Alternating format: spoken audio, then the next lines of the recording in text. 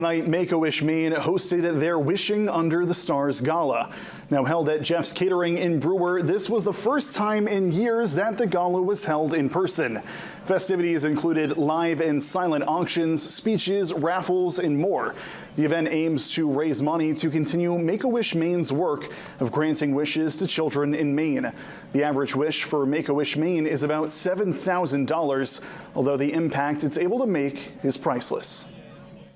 Absolutely. When a child is going through one of the fights of their life, it's so incredibly important to know that there are people in your community that care about you, that want to do something special for you.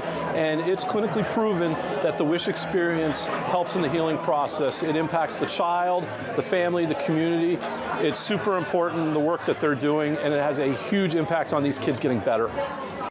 Make-A-Wish Maine grants on average one wish every 5 days.